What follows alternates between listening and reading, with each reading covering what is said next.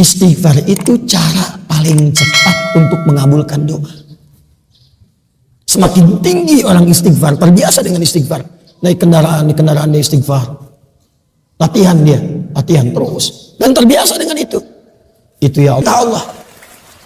Bahkan malaikat yang bertugas di waktu khusus malam. Yang bertugas di waktu khusus siang.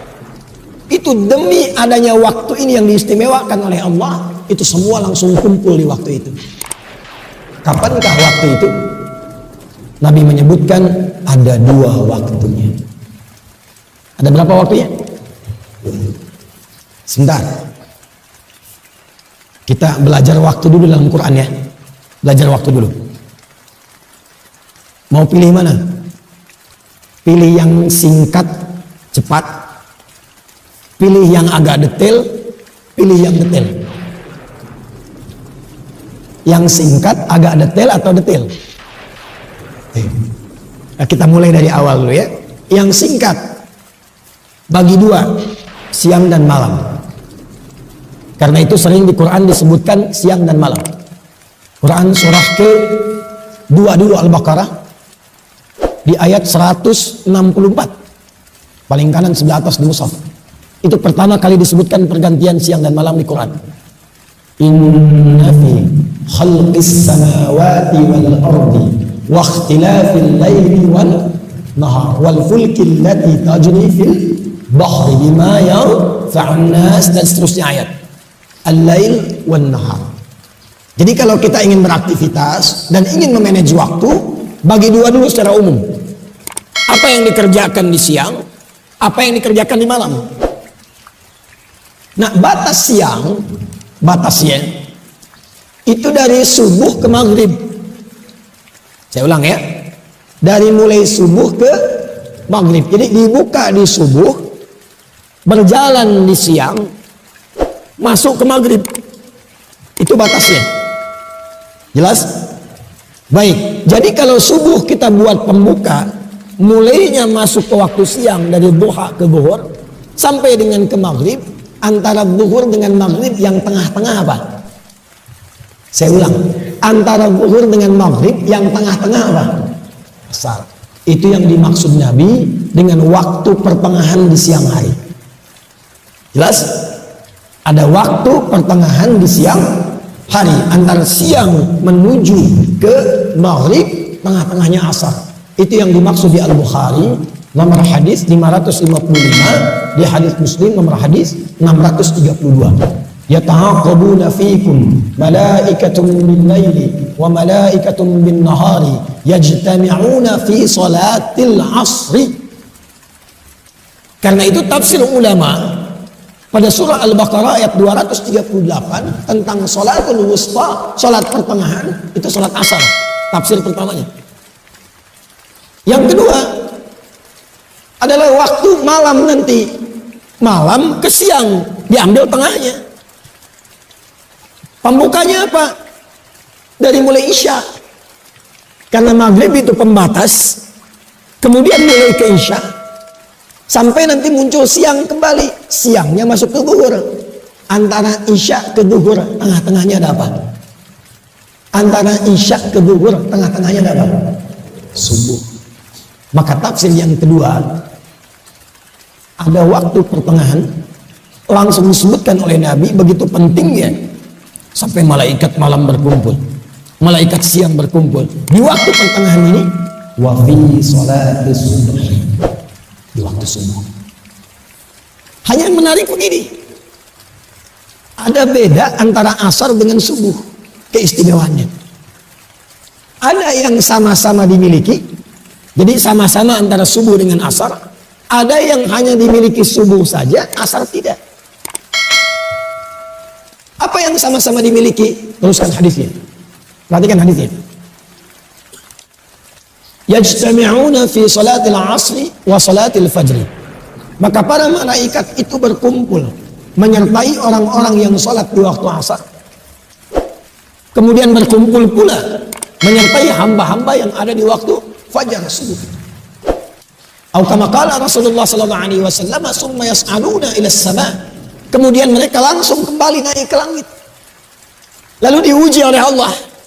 untuk dikonfirmasi bahwa malaikat itu menunaikan tugasnya dengan benar. Kaifa taraktum ibadi? Kata Allah, bagaimana keadaan hambaku ketika kalian tinggalkan tadi? Allah sudah tahu, karena Allah Maha tahu. Hanya ingin menunjukkan kepada kita bahwa malaikat tidak pernah menyembunyikan apapun. La ya'sunallaha ma amarahum wa yaf'aluna ma yu'marun. Sekaligus mengonfirmasi apa yang Allah perintahkan ke malaikat keluar sama di lisan para malaikat. Apa kata para malaikat? Ya Rabbi, atau bima ma'na kama qala Rasulullah sallallahu alaihi wasallam. Taraknahum wa hum yusallun. Kami tinggalkan hamba-hambamu itu. Kami sertai, kami tinggalkan. Tadi mereka telah menunaikan sholat.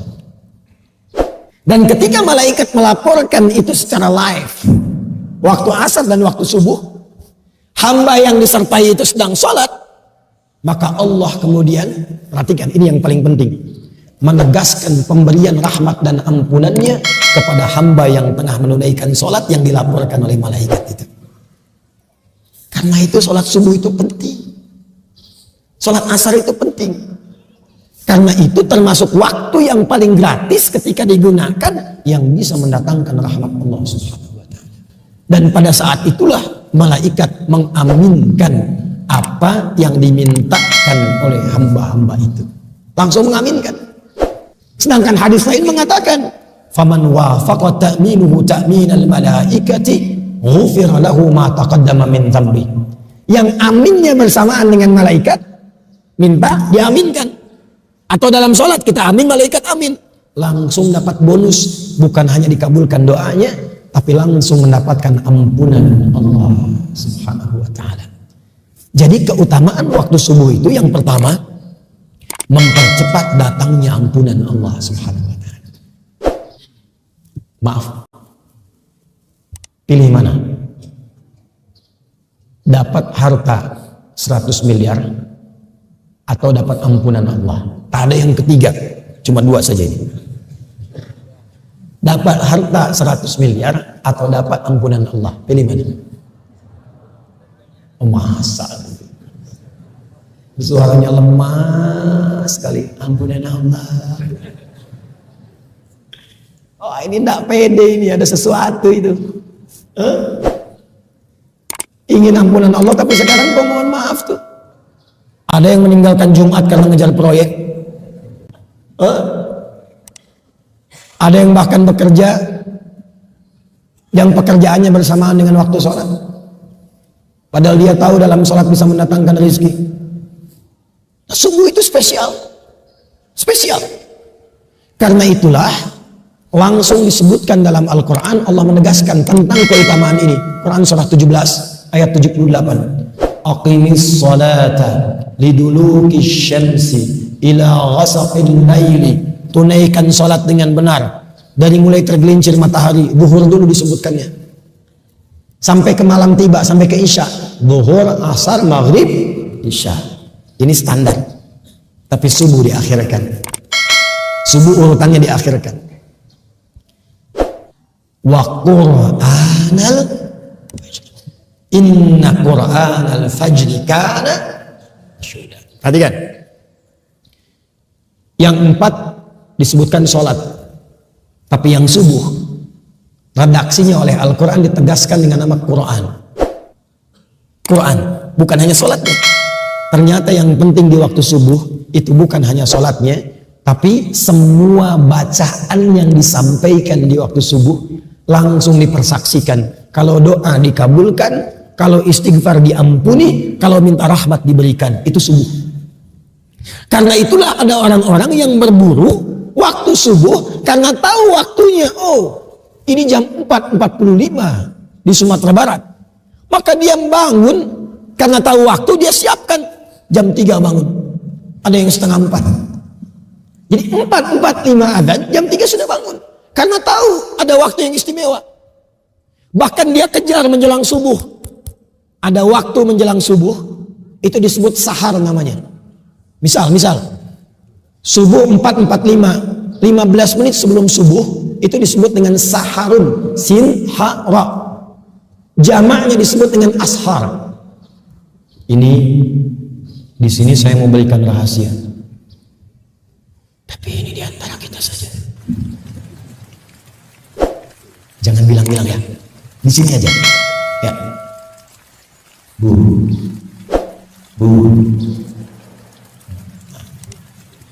Kalau kemarin di Tanah Datar saya bilang, Bu, yo. Sini ya.